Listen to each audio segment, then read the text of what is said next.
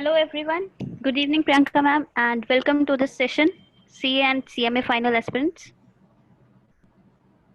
Thank you. Welcome to the students.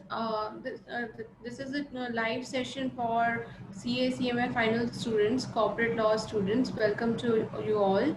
And today's topic is answer writing and examination. We are going to see some strategies using which you can like score good mark in your examination. You can score like exemptions in your paper. There are students who come to me with a complaint that they lack with just one or two number in aggregate, and due to which they have to repeat a particular whole group, and that is only because that is not just because of your lack of knowledge, because you have cleared the exam but you had not cleared the aggregate. That means you have the knowledge, but the thing that you are lacking behind is your presentation skills. So today we are going to learn that only.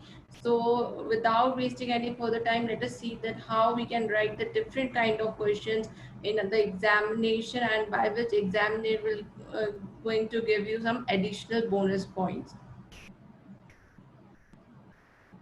So the topics that we are covering today is first is general format, that is applicable for every kind of question. If you forget what is to be written, what type of question is this, you are unable to judge this, or you forget anything, then you can follow this format for any kind of question. And then we're going to see specifically for each type of question, whether it's like a validity of statement kind of question, practical question, brief questions, case law based question, and case study based question. So we will learn that how to write answers in each of them. And also I'm going to clear the doubt of students that many of them have about difference between case laws and case study. So we are going to discuss this, and then at the end we'll discuss a case law, which is a latest case law related to board meeting, video conferencing case, on which a question has been came in a recent examination, and how the answer should be written,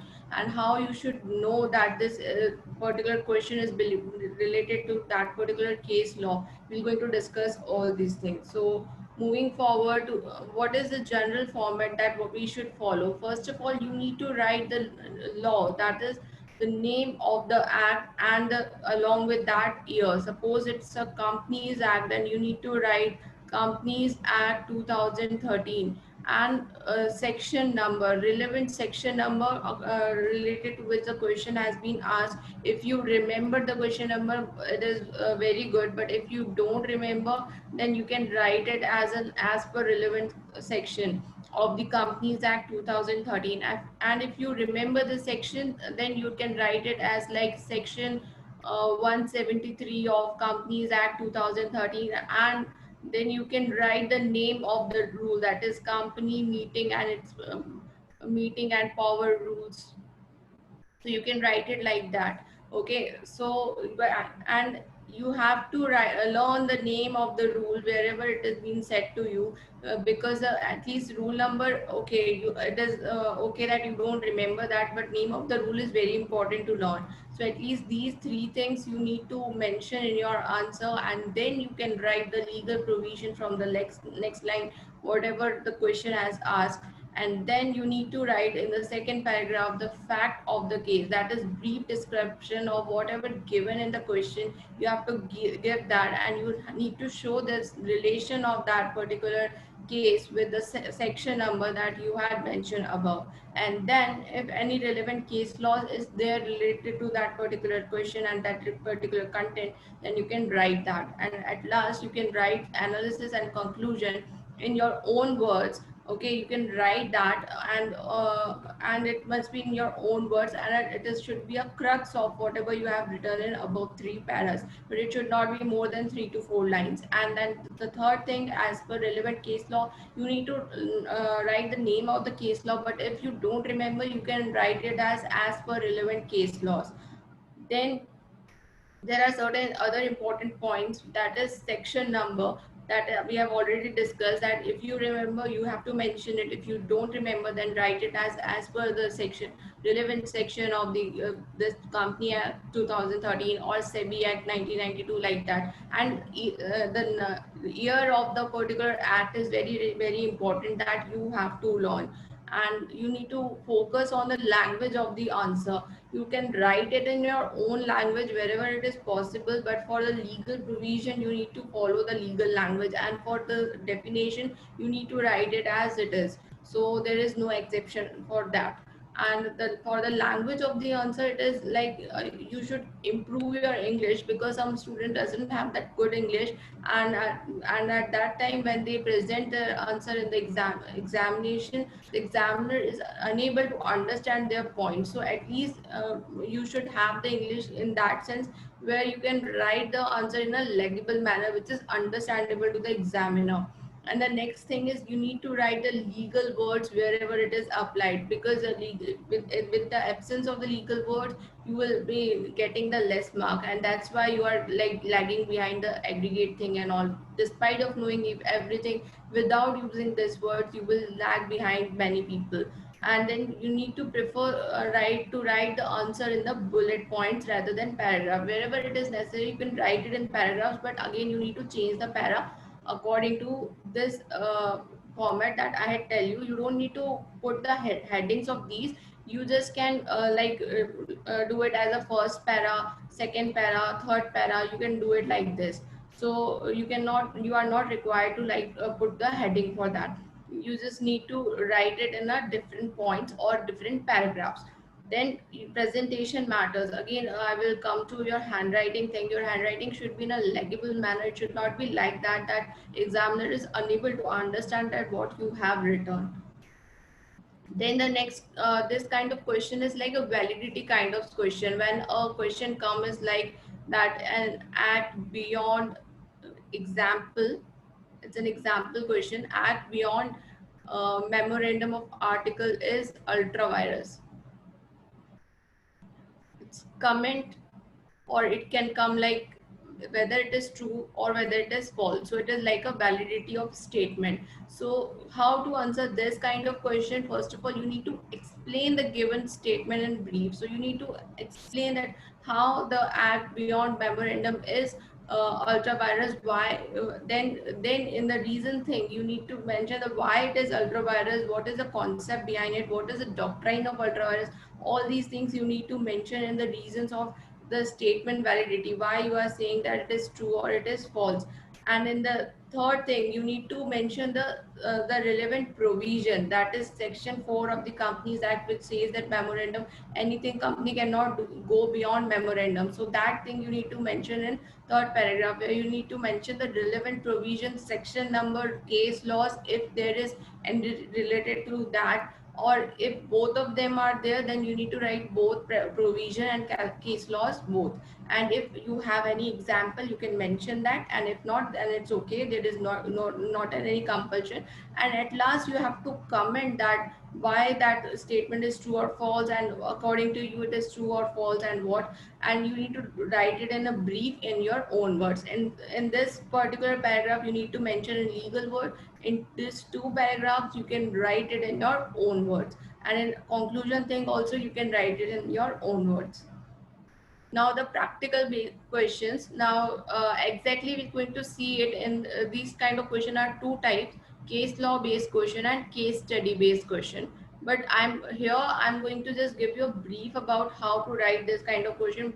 This question is like when a practical situation is given to you, where you have to analyze that whether this situation, whatever has happened, is legally acceptable or not. This kind of questions that may arise, that is a half page question that you may see. It comes around 6 to 8 mark, or maybe 10 mark or 12 mark question can also come for that practical thing. So it's like a long question. So for that you will need to mention first of all law, the section number, the name of the section, rule name, legal provision, then again the fact of the case, relevant case laws.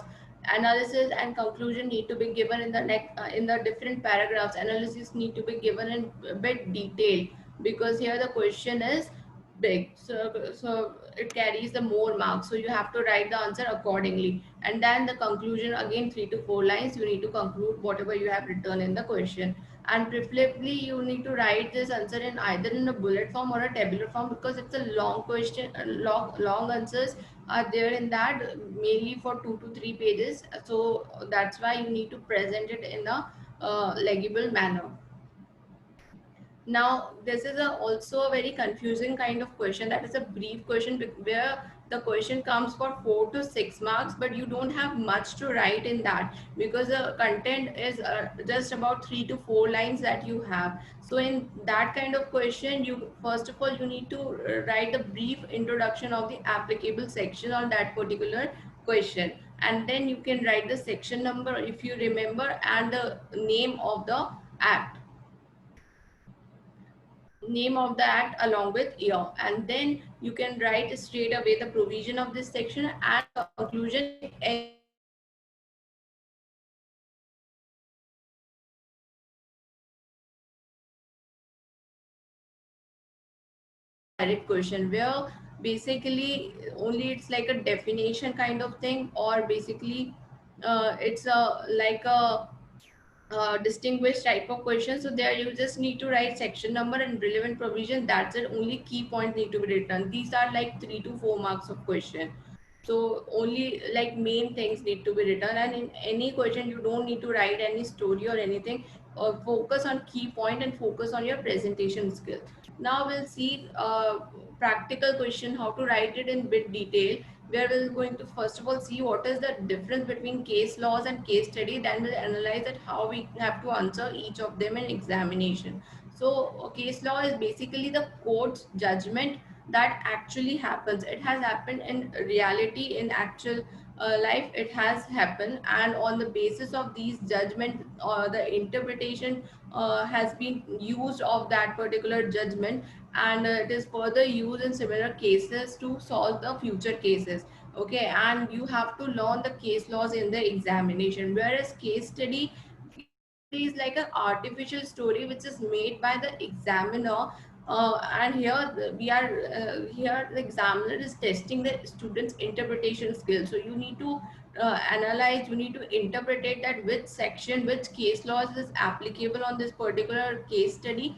And the case law or the case or the basically provision, both can be applicable on this particular case study. So you have to write the answer accordingly. And this you don't have to write learn each and every case study for examination, because you may get a new case study every time. So you just need to go through that through your scanners and RTPs and MTPs, that what kind of question may ask and how the answer can be written. So you don't need to have so much like fear from case study. If your concepts are good, you will able to write the case study. Focus on case law more, because here you have to learn them, and on the basis of case laws only, or on the basis of section number also, the case study can come.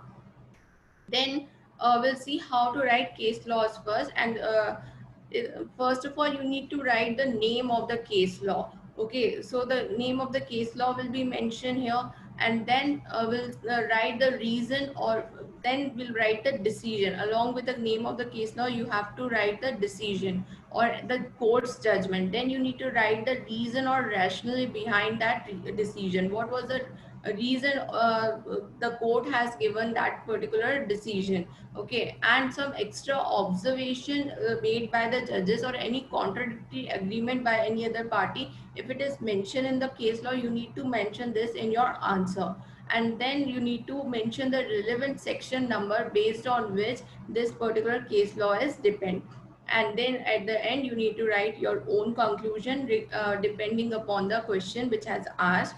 If it is a direct question, it may not be required, but if it's like a case based question, then you need to write your own conclusion, that based on this particular case, what is your conclusion for this particular case study. Okay, then how to write case study based question. Now again you have to mention the law or case law which is on based on which the case study is given. Then in the second para you need to correlate with the case study, the above mentioned case law and laws. So how it is being correlated, and then your own conclusion that will be there in your own words. So here only legal language will be written in this paragraph, and these two paragraphs you can write it in your own language.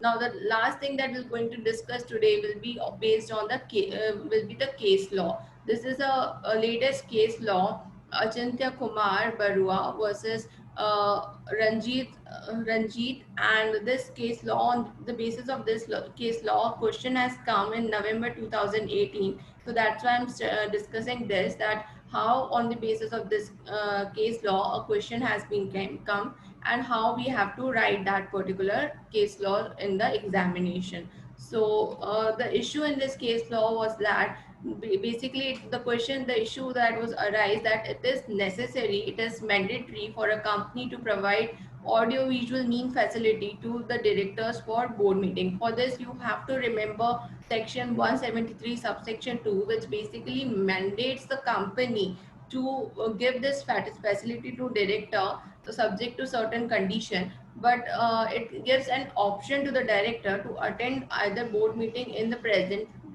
presence physically or in an electronic mode through AVM facility. So on this basis of this thing, this particular case is depends. So first we will see that what are the objections raised by the appellant. So appellant says that section 173 subsection 2 is not mandatory provision for the company to provide such facility. But what the court says in that, it says that the word may is used in this section. It will give an option to the director to choose whether he would participate in person or through audiovisual means. Okay, so it is a option given to the director, and this option is not being given to the company. So company cannot deny the right that they have to give this option for participation of directors through AVM facility. Then they argue the second thing, that SS1 basically says that AVM option under the new act and rules should be restored to only when the facilities are provided by the company to its director. So only when the company has that facility, then only it will provide to the director. That is written in SS1. But SS1 and but the SS1 and cannot override section 173 and rules. Okay, so we have already discussed in the class that SS1, act prevails over the secretarial standards or anything. So SS1 prevails over section SS1 does not prevails over section 173 and rules. Okay, so this is the observation by the NCLAT. And the third thing that it says, basically the appellant objection was that it is not possible for the chairman to ensure that nobody is present in AVM facility except the director. Actually, this is the condition in section 173 subsection 2. If you remember that the director should only be present through AVM facility, and no other can be present in the room where the director is attending such board meeting. So basically what the observation the NCLAT has gave, it has gave the reference of rule 3, where the responsibility is given on the directors. So the director is also need to satisfy that the chairperson, to the chairperson, that nobody except him is participating the meeting through AVM facility. So basically it is the duty of the director as well to ensure to the chairperson that nobody is attending the meeting other than him.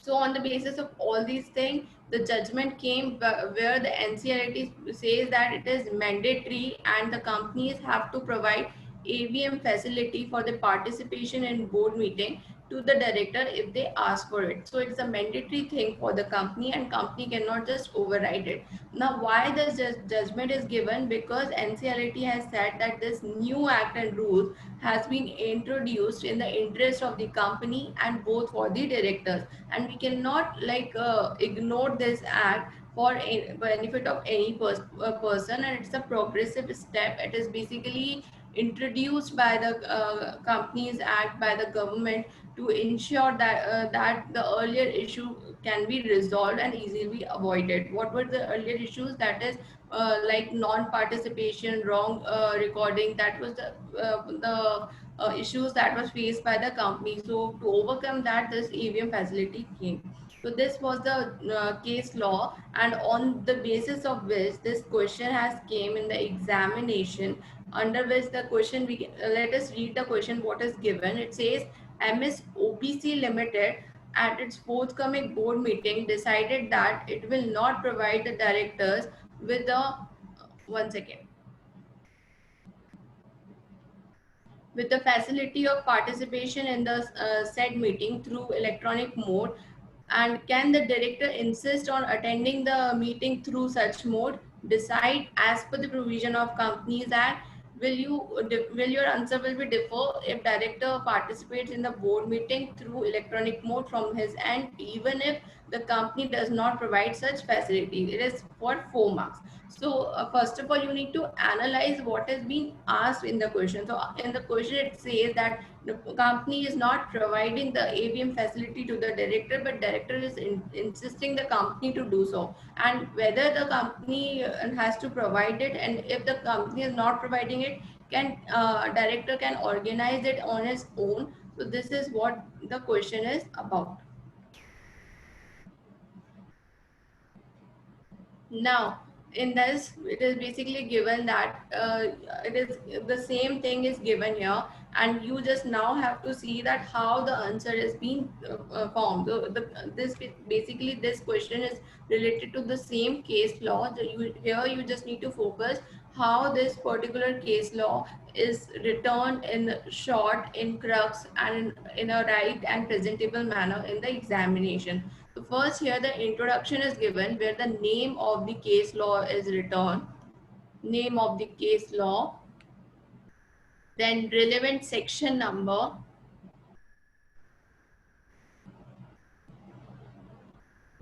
and this here you can see this is the judgment of NCLT. Apart from that, they have written the reasons for that decision, and then they have written the observation by NCLAT. So what are the observation made by NCLAT that we had already discussed in this points here? So they have written these 3 points in crux. Okay, so they have written all the same point that we have already discussed, and then they have written the conclusion on their own. The two questions that were asked, that first the company has to provide, so it said yeah, it is mandatory for the company to provide AVM facility for the participation in board meeting to the directors if they insist. And the second question, that can the director can hold it on their own? So the answer was no. So obviously because it becomes redundant, because the company has to provide it mandatorily, so there is no question that the director will hold it on their own or not. So we are done with this particular concept, and now just I'm going to give you a brief that what we have in our classes.